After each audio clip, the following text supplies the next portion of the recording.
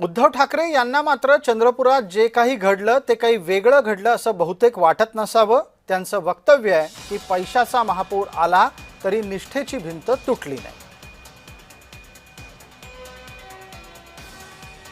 तुम्ही खरं तर कमाल केलेली आहे। अतिशय प्रतिकूल परिस्थितीमध्ये तुम्ही हे यश मिळवलेलं आहे।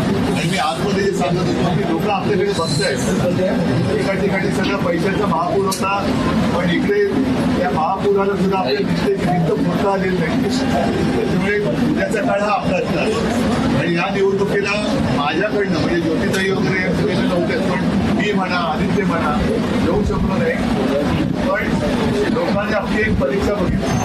आता लोकांनी आपल्यावरती विश्वास ठेवलेला आहे, तो विश्वास तुटू देऊ नका।